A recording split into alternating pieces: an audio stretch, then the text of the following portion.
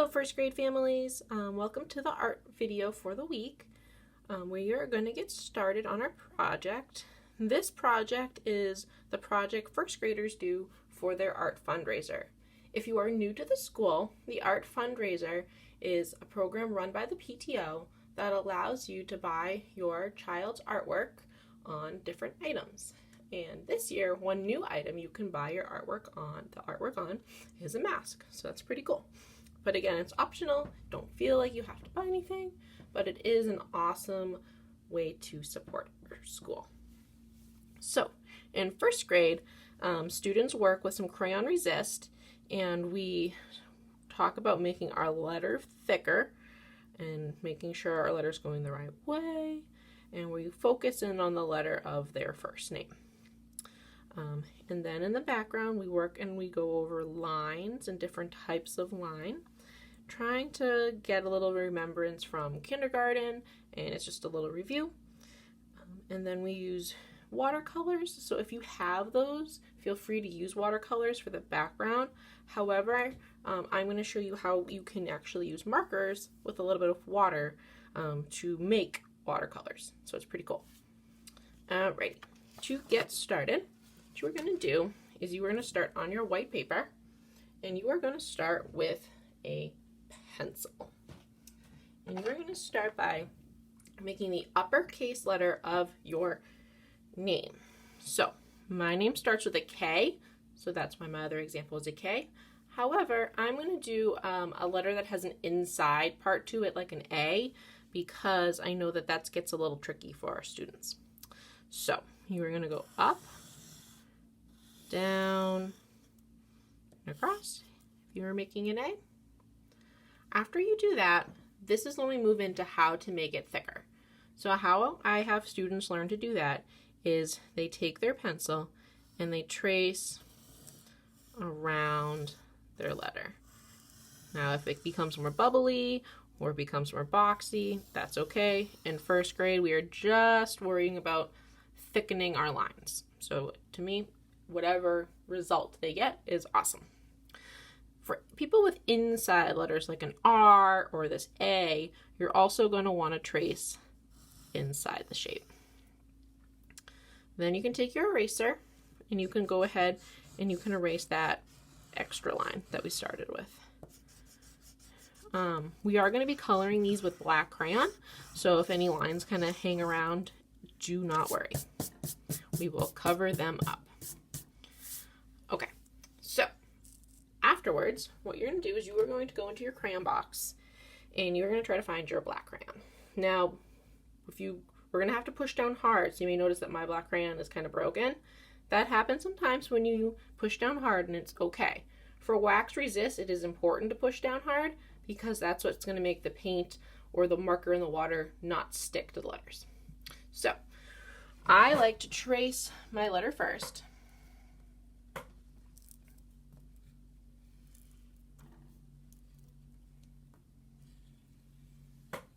And that gives me a nice boundary of where to color into. So go ahead. I'm going to make mine a little bit more because I missed that line a bit. And then you're just going to continue coloring nice and hard. Do you notice the difference between that light coloring over here and this dark coloring? It's this dark coloring that we want. So sometimes you got to give your wrist a little shake because it is a lot of pressure to put down. Now, if your letter ended up smaller on the page, that's okay too. Again, in first grade, this is brand new, so we're just worried about getting a thicker letter at the end.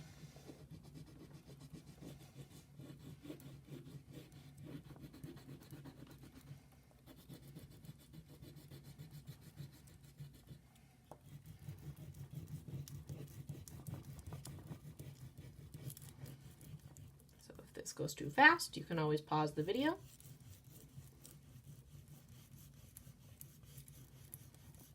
Now you want to make sure you cover as many spots as you can. Anything that is left white is going to get some painty color in it. So do your best to cover as much as you can. Like I said, I know it's a lot of hard pressure coloring and your fingers are probably going to get pretty tired.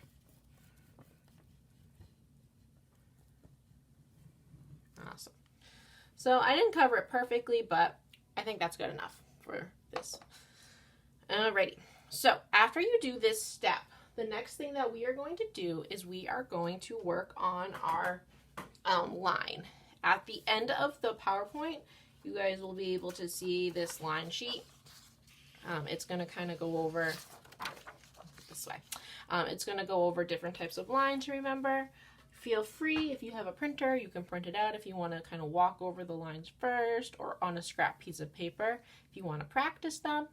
But again, there's no wrong way to do these. These are just a review to remember what we learned about line in kindergarten. And I know we had a weird kindergarten year, so if you didn't quite get there, it is okay as well. We will talk about line for many, many, many years to come in your art journey. So I'm going to take a peek at my paper, and we are still using our crayons, but now you can kind of branch out and you can kind of pick your favorite colors.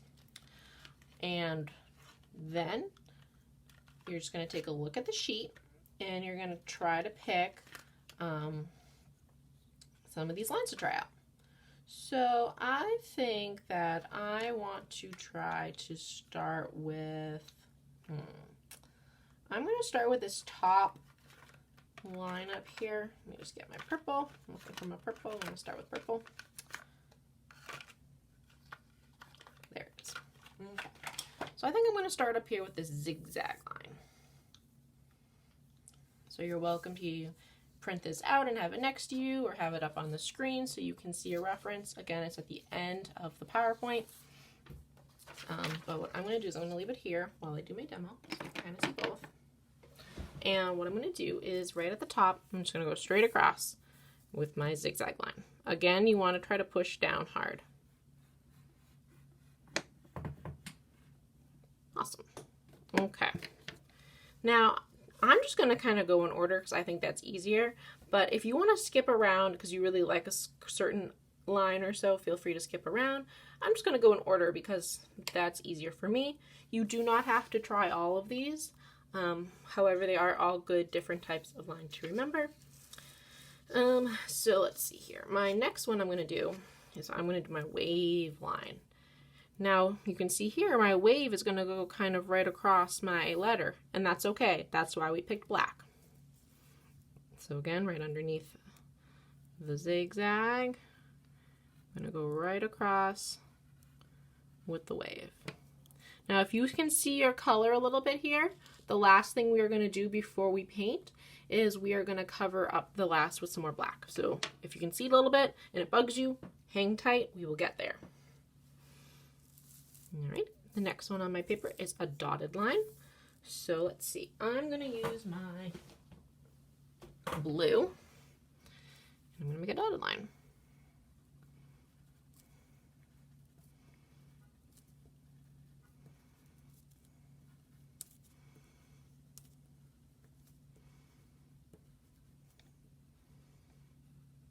Awesome.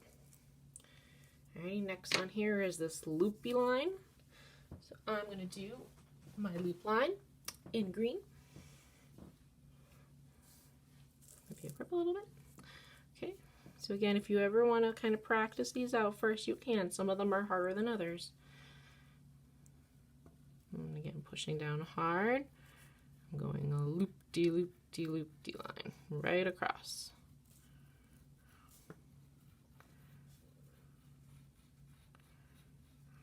Okay. After my loop line, I have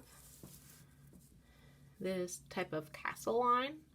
So I'm going to go over, up, over, down, over, up, over, down with straight lines. So I'm going to start it here.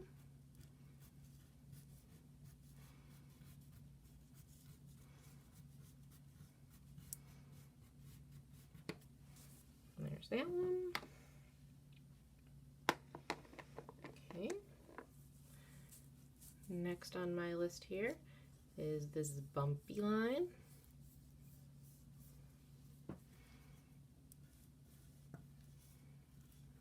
Now I'm picking a lot of rainbow colors because I like rainbow colors, but again, you can just keep sticking with your favorite colors for this step.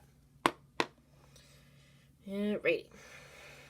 So after my bumpy line, there's this kind of fancy line here if you want to try this one out.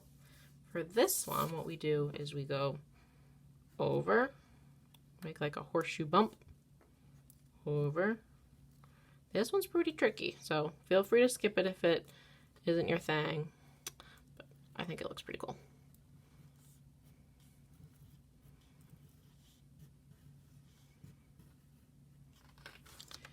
Alrighty, after that, I'm going to go back in with my green.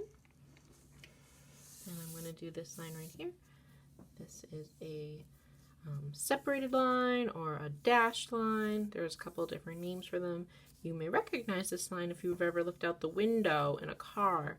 This type of line is frequently used on the road. So we're going to go straight across. There we go. Alright, I'm going to go back in with blue. I'm going to do this kind of fire line here.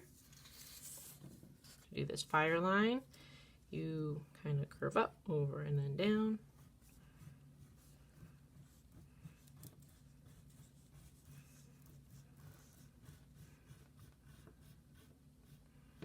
There you go. Alright, now with my ready color, I'm just going to do a very simple straight line.